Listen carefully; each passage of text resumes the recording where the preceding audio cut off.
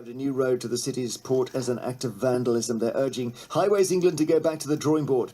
It's a bypass. It's yet to be built, but it's been given full approval. It's designed to relieve congestion on one of the city's busiest roads, the A5036, which links the recently refurbished port with the motorway. The sticking point, though, is that the new bypass would cut through the middle of a much-loved green space called Rimrose Valley Park. Critics say it will sever the community and render the park as nothing more than two strips of land at the roadside. They're urging Highways England to look again at proposals for a tunnel instead. They say time is running out. Work is due to begin on the bypass in 2020. Perhaps you live in that part of Liverpool. How do you feel about the loss of that green space in such an urban area? Maybe you feel it's worth sacrificing to get some relief from the heavy traffic that clogs the roads. Or do you say, hang on, in the 21st century, all we know about new roads is that they increase traffic and we need to stop building them because it doesn't work? 08000 288 291, email vine@bbc.co.uk. Going to speak to Tim Gaiman from Highways England in a moment, but first I'm joined by Stuart Bennett from Rimrose Valley Friends.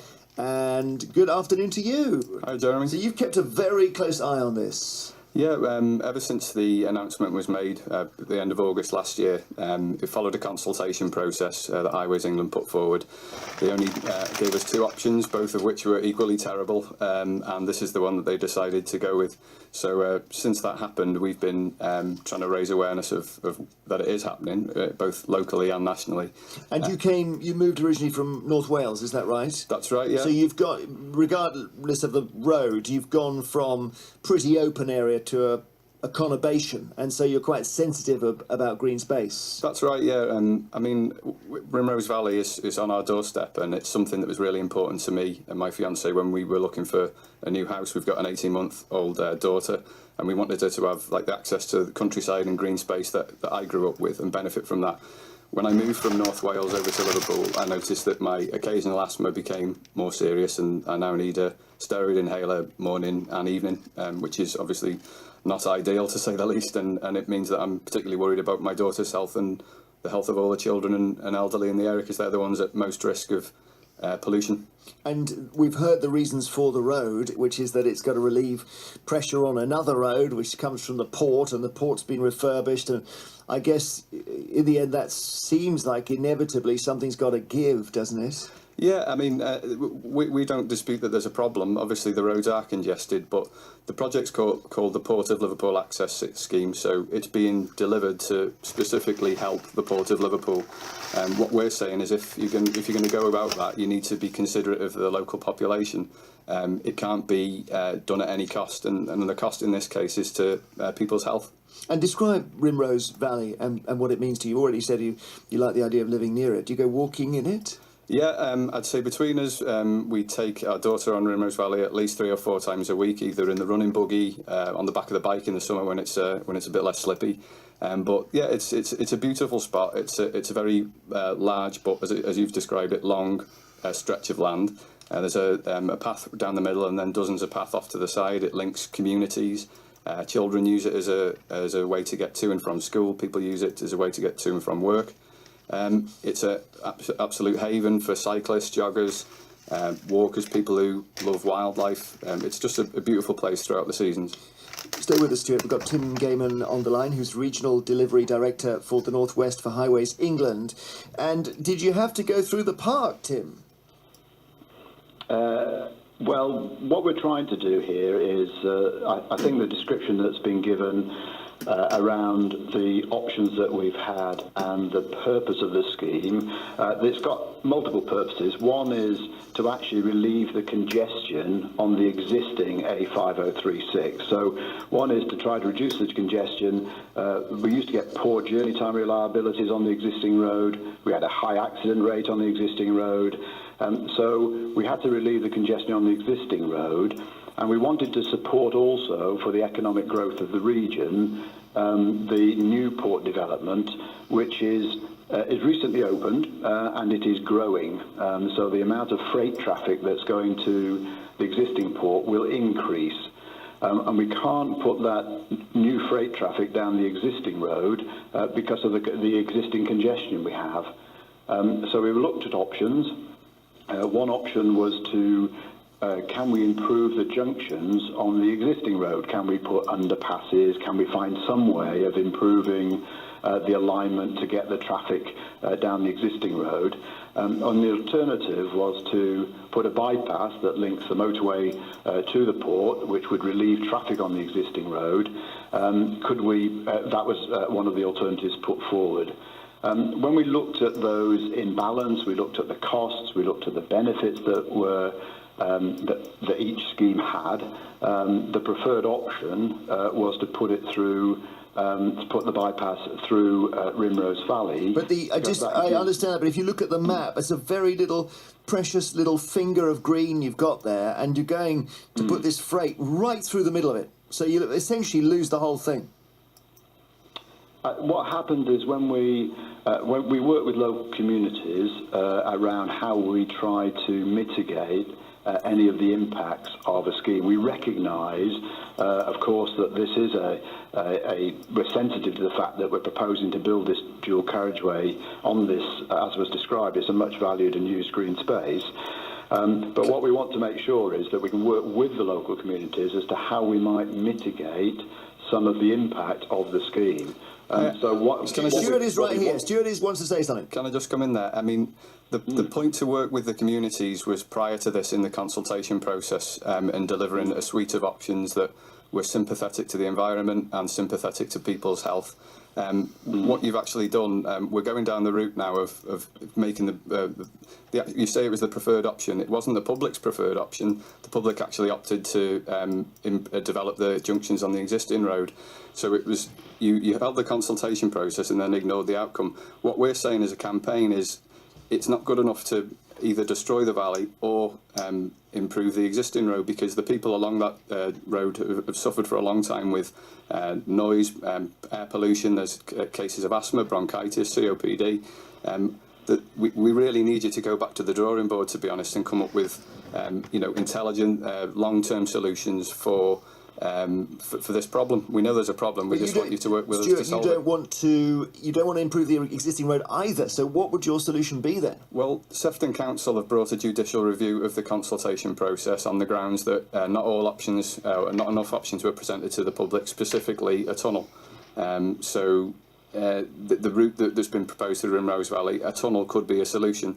Now, I was reading the press release from Highways Agency before I came on the show, and Tim specifically said a tunnel option was never viable on the grounds of cost alone. Now, what we're saying, we've looked at other schemes that are taking place in the UK. There's the Lower Thames crossing, which admittedly the geography is different. They need to cross a river, so a tunnel was always going to be an option there. Right. But that scheme is costing £6 billion to deliver. The road through Rimrose Valley is being done on the cheap. It's £250 million, and it's a quick and easy way for Highways England to alleviate a problem that was Tim, not in our the end, making. do you think we'll take a valley out because it's cheaper? Is that how the thinking goes? No, I think when you look at any scheme, what we're trying to do is to make sure that the benefits that the scheme delivers are in excess of the costs of the scheme. And typically we work on a ratio of, say, we need twice as many or more benefits than the costs. And this scheme is a viable scheme when the costs of the scheme are 250 million. But the cost of a tunnel is 1.5 billion. So you get the same benefits, but you get a higher cost. Okay. And so that's why the tunnel option was actually discussed earlier on. And in 2014 it was discussed. It wasn't put forward as a viable option into the preferred routes simply because the benefits didn't justify the 6 times cost to construct it. And that, I guess, Stuart, that in the end is the point. Well, it depends really what price you want to put on public health. And personally, I think spending the extra money on a solution that is environmentally sound and protects the public is well worth it. As I say, we see massive disparities on public expenditure across the country. We see projects like Crossrail and HS2 having tens of billions of pounds thrown at them. The Lower Thames crossing, another one of Highways England's own schemes, is going ahead at a cost of £6 billion for their tunnel.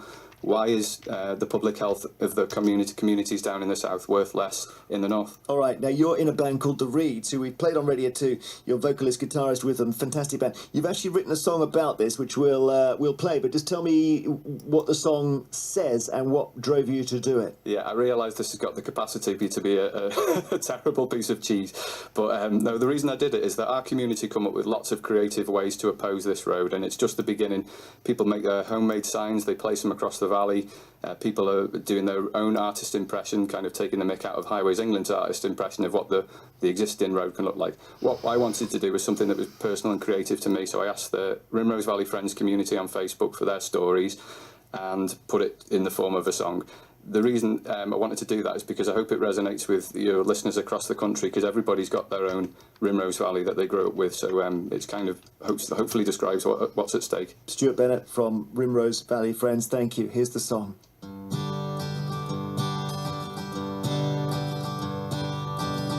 It's where I learned to ride my bike, the place we used to fly our kites,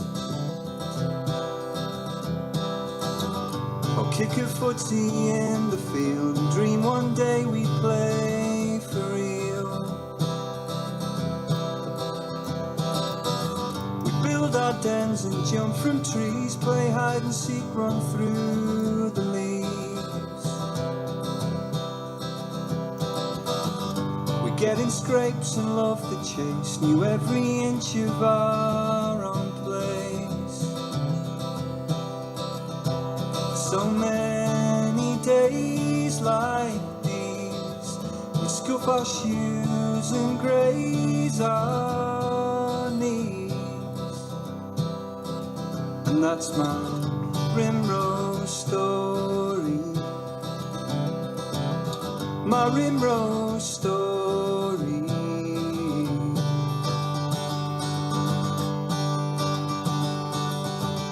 I met my wife to be right here, had our first kiss, shared our first beer.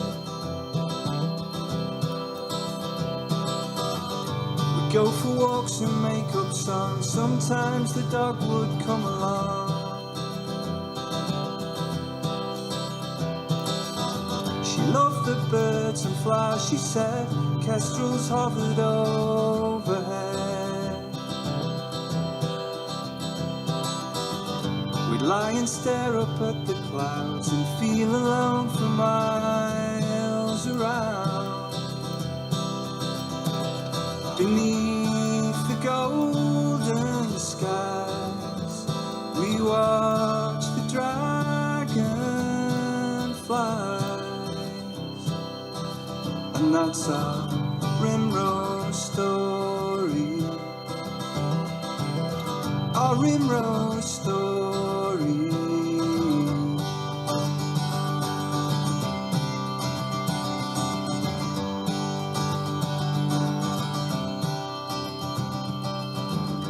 Now that I've become a dad, I think of all those times we had.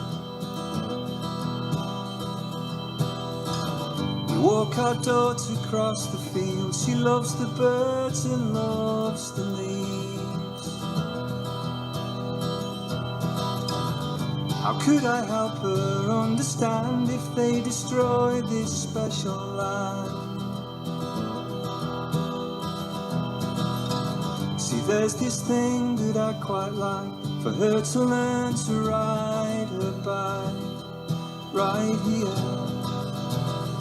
Another thing as well, and that's the chance for her to tell her own Rimrose story, her Rimrose story. Her Rimrose story.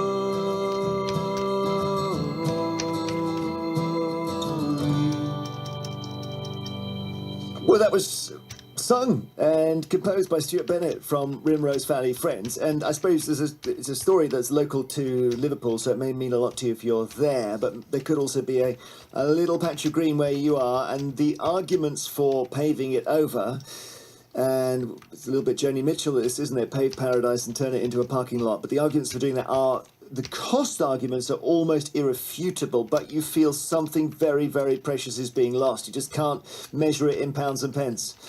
So we're talking here about Rimrose Valley, and thanks as well to Tim Gaiman, the regional delivery director, who did the tough old job of coming on the air and explaining why you've got to put a road through it. Alan Prince emails and says the road will destroy a country park. It's just so lorry drivers and motorists can go faster until that road gets choked with traffic and becomes another car park. Should people battle to save Rimrose Valley? It's a little, if you look on the map, it is a little finger, shape of Sweden, finger of land. Carolyn Smith in Liverpool, you've been using it since you were a toddler. Absolutely, since I could walk. My mum and my brothers and sisters, we would walk across the valley. We'd follow like little ducklings across the park, walking back to where we lived in Waterloo.